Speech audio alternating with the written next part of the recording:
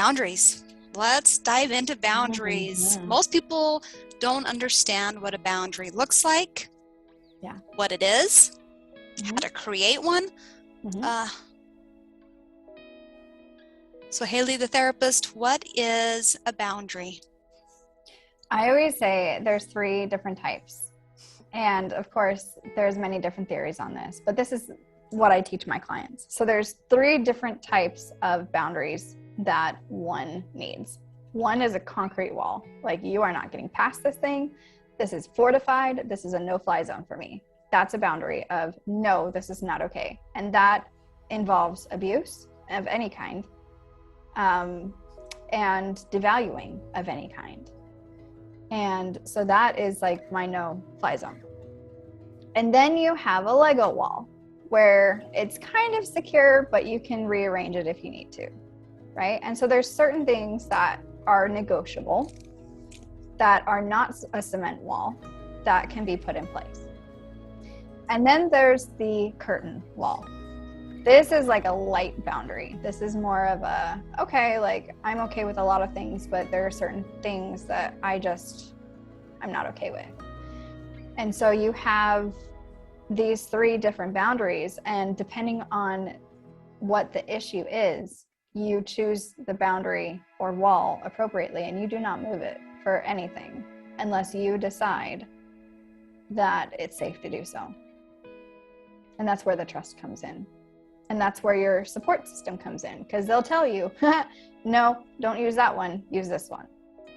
Why must you be shown the 26th time and believe them after the 26th time, right? I'm paraphrasing, of course, of what that person shows you to be. Like, why don't you believe them the first time? Boundaries. Let's dive into boundaries. Mhm. Most people don't understand what a boundary looks like, Yeah. what it is, how Mhm. to create one. Mhm.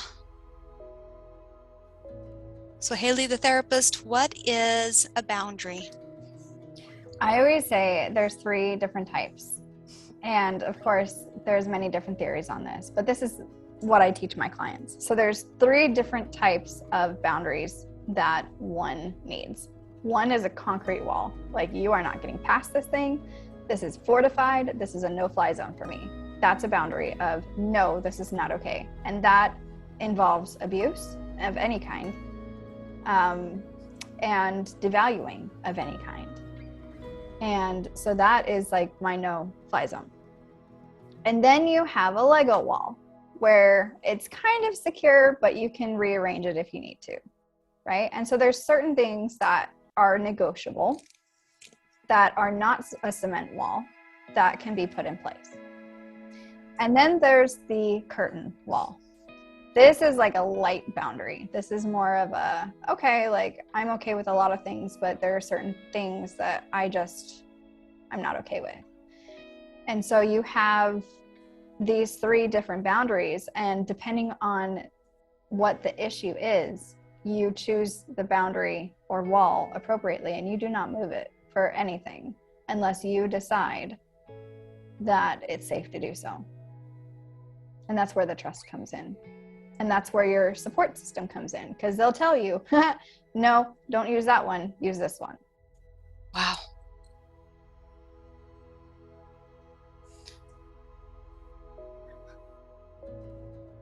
You've been amazing.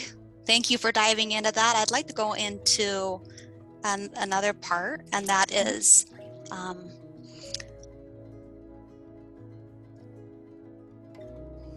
how to create something healthy. I would say dating. How to create healthy dating. What does that picture look like when we are dating? When are we ready to do it? What should we be looking for? How to create healthy boundaries for ourselves. I kind of want to dive into that, and in fact, I want you just to kind of lead the floor with that. Yeah. Okay. I always say, because we are trauma bonding, our fuel we're sugar burners is what I like to call ourselves. We're sugar burners. We like things to be fast. We like it to be hot. We like it to be good. And we like it to be quick. And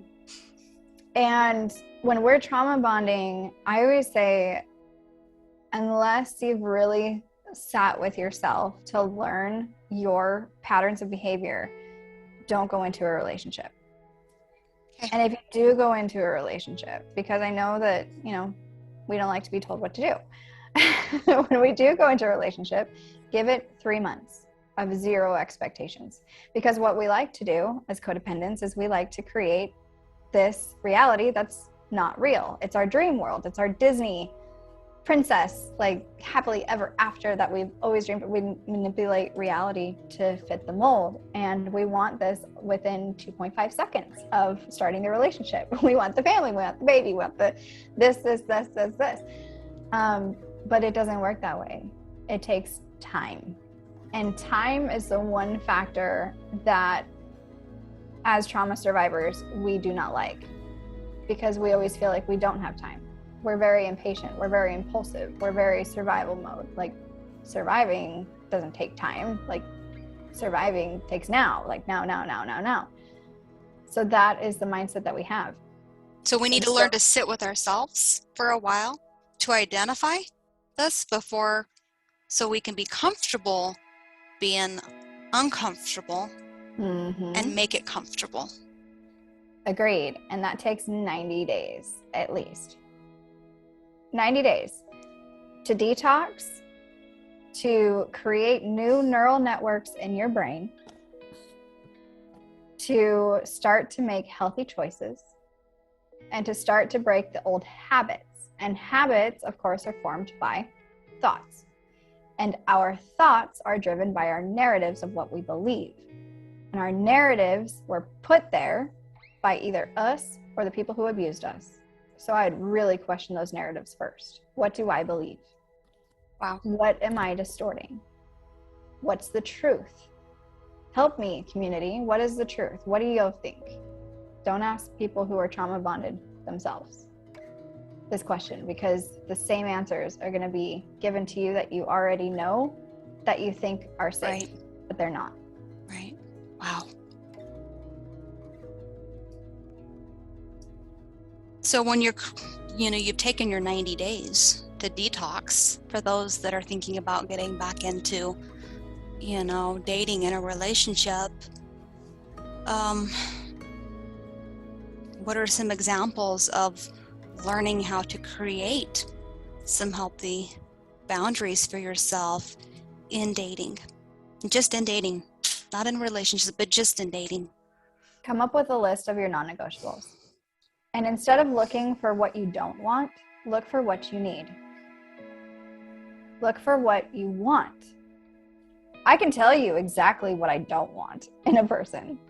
I am very well aware of what I don't want. What we don't recognize is what we do want.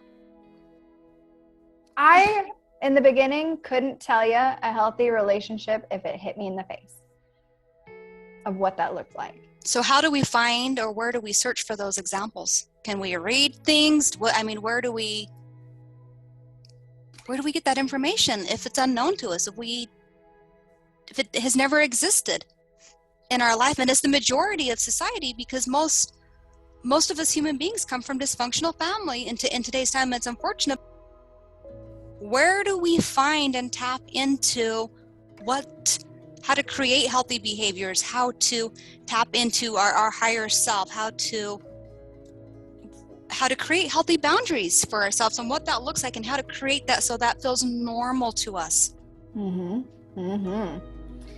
Create your habits based off of the type of individual that you want to be. So look for a mentor. Look for a mentor that has the traits, that has the characteristics, that has been through what you want to, or what you have been through and what you want to get to. What did that person do? What were some of those traits? You can look through it through that lens of Wow. healthy modeling, right? That's how we learn the best. Right. even growing up, we learn the best by modeling. So we need to find a community of people who develop and actually display these traits in an authentic way.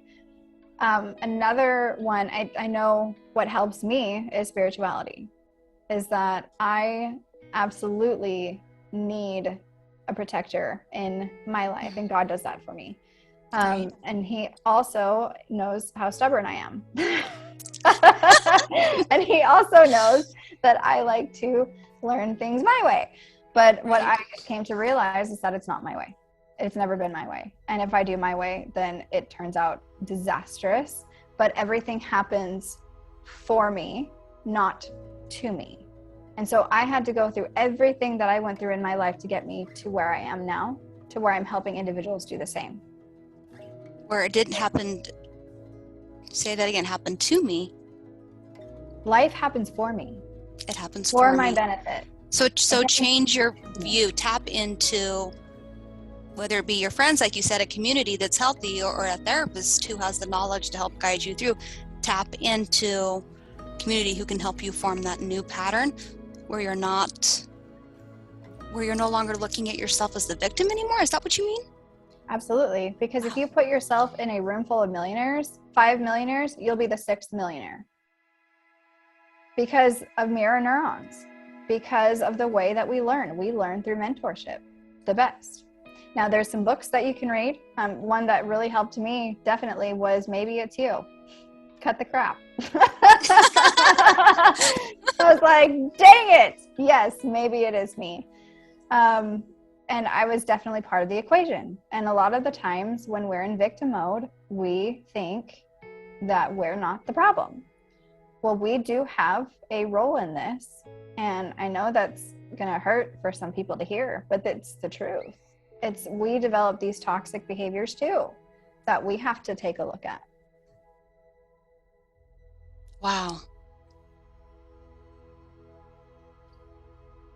I love that. I absolutely love that. Any other resources we could tap into, or even self-help books for those that don't have the financial resources to be able to tap into therapy, to books maybe that they can read? You have your own podcast, and I should have mentioned this in the very beginning, but I'm sure you have unlimited information in regards to a lot of the topics that we've talked about through your podcast. Yep, I do. Yeah, so you can head over to Traumagility, and that podcast will teach you all about all kinds of different trauma, how to deal with fear, how to deal with codependent relationships, how to deal with parents and toxicity and narcissistic abuse and all kinds of things. And the greatest book that you can ever read, besides the Bible in my case, would be a journal. Your own journal that you make, that you write down your feelings, you write down your fears, you write down your wants, your needs, your dreams, your goals, the great ideas and the not so great ideas, and then reread it from the perspective of someone outside looking in, and you will see, then you will find that you are beautiful just as you are, unique, and there's no one like you on this earth. And that's what makes you special. That's what makes you worthy. Wow. That's what makes you lovable, to be cherished, to be honored, to be respected, because you do it. You honor, you respect, you cherish, you adore.